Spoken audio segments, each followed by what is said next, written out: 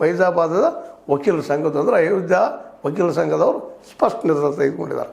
ಹೀಗಾಗಿ ಇವತ್ತು ಇದು ದೊಡ್ಡ ಇಶ್ಯೂ ಆಗಿ ಬೆಳೆದು ನಿಲ್ಲುವಂಥ ಮತ್ತು ಮುಂಬರುವ ಉತ್ತರ ಪ್ರದೇಶ ಚುನಾವಣೆಯಲ್ಲಿ ನಿಶ್ಚಿತವಾಗಿ ಪ್ರಭಾವ ಮಾಡುವಂಥದ್ದಾಗಿಬಿಟ್ಟಂತ. ಅಲ್ಲಿ ವಕೀಲರು ಸಿಡಿದು ನಿಂತಿದ್ದಾರೆ, ಜನಸಾಮಾನ್ಯರು ಸಿಡಿದು ನಿಲ್ತಾ ಇದ್ದಾರೆ, ಪ್ರಶ್ನೆ ಮಾಡ್ತಾ ಇದ್ದಾರೆ.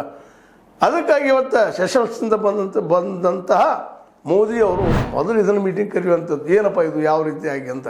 ಯಾಕಂದ್ರೆ ಗೆಲ್ಲಬೇಕಾಗಿತ್ತಪ್ಪ ಅಂದ್ರೆ ರಾಮನ ಹೆಸರು ಹೇಳ್ಕೊಂಡು ಗೆಲ್ಲಕ್ಕೆ ಸಾಧ್ಯ, ಯು ಪಿಯಲ್ಲೇ ಇಲ್ಲಾದ್ರೆ ಸಾಧ್ಯ ಇಲ್ಲ. ಅದರಲ್ಲೂ ಈ ಕಳ್ಳರ ದರೋಡೆಕೋರರ ಬೆಂಬಲ ಸೂಚಿಸುವಂಥದ್ದು ಅಥವಾ ಅವರ ಪರವಾಗಿ ಮಾತಾಡುವಂಥದ್ದು ನಿಶ್ಚಿತವಾಗಿಯೂ ಇದು ನಮ್ಮ ಏನಪ್ಪ ಅಂದ್ರೆ BJP ಹೊಡೆದು ಬೀಳ್ತದೆ ಅನ್ನೋದು ಸಹಜವಾಗಿ ಮೋದಿಯವರಿಗೂ ಅನಿಸದ. ಅದಕ್ಕೆ ಮೀಟಿಂಗ್ ಕರೆದ. ಇದರಲ್ಲಿ ಯಾರಪ್ಪ ಚಂಪತರಾಯರನ್ನು ಮತ್ತು ಜೊತೆಗೆ ಅವರಿಬ್ಬರನ್ನು ಎನ್ಕ್ವೈರಿ ಮಾಡುವಂಥ. ಯಾಕಂದ್ರೆ ಕೇಂದ್ರ ಸರ್ಕಾರನ ಈ ಟ್ರಸ್ಟನ್ನು ನಿಮ್ಗೆ ಗೊತ್ತಾ, ರಾಮ ಜನ್ಮಭೂಮಿ ತೀರ್ಥ ಯಾತ್ರೆ ಏನೋ ಟ್ರಸ್ಟ್ ಅದ. ಆ ಟ್ರಸ್ಟ್ ಇವತ್ತು ಭಂಗ ಮಾಡಬೇಕು. ಇದರಲ್ಲಿದ್ದಂಥ 15ರಲ್ಲಿ 12 ಜನರನ್ನು ಕೇಂದ್ರ ಸರ್ಕಾರ ಏನಿತ್ತು, ಅದ್ರಲ್ಲಿ ಚಂಪತರಾಯರು ಮೇನ್. ಚಂಪತರಾಯರು, ಗೋಪಾಲರವರು, ಇನ್ನುಳಿದವರು, ಇನ್ನೂ ಮಿಶ್ರ ಅವರೆಲ್ಲ ಮೇನ್. ಇವ್ರನ್ನ ಕಿತ್ತಾಕಿ ಹೊಸದು ಮಾಡಬೇಕು ಅನ್ನುವಂಥ ವಿಚಾರಕ್ಕೆ ಬಂದಿದ್ದಾರಂತೆ.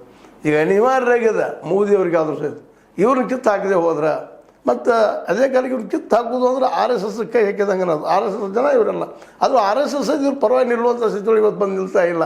ಹೇಗಪ್ಪ ಅಂತಂದ್ರೆ ಗುರುತರವಾದ ಆರೋಪಗಳು ಇವತ್ತು ಕೇಳಿ ಬರ್ತಾ ಇದ್ದಾವೆ. ಜನ ಇವತ್ತು ಅವ್ರಿಗೆ ಯಾರ್ಯಾರು ಬೆಂಬಲ ಸೂಚಿಸ್ತಾರೆ ಅವ್ರನ್ನ ತಿರಸ್ಕರಿಸುವ ಧಿಕ್ಕರಿಸುವ ವಿಚಾರ ಮಾಡೋದನ್ನು ನೋಡಿದಾಗ ಸಹಜವಾಗಿ ಅವ್ರಿಗೂ ಗಾಬರಿ ಆಗ್ತಾಯಿದೆ. ಏನಾಗಲಿ, ಒಟ್ಟಾರೆಯಾಗಿ ಡೆವಲಪ್ಮೆಂಟ್ ಮಾತ್ರ ರಾಮನಾಮದಿಂದ ಗೆದ್ದ BJPಗೆ ಮತ್ತು ರಾಮನ ಹೆಸರಲ್ಲಿ ರಾಜಕೀಯ ಸಾಂಸ್ಕೃತಿಕ ಸಂಘ RSS ರಾಮನ ಹೆಸರಿನಲ್ಲೇ ರಾಜಕೀಯ ಮಾಡಿ ಸಂಸ್ಕೃತಿಯನ್ನು ಉಳಿಸ್ಕೊಳ್ಳೋ ಪ್ರಯತ್ನ ಮಾಡಿತ್ತು. ಆದರೆ ಇವತ್ತು ಆ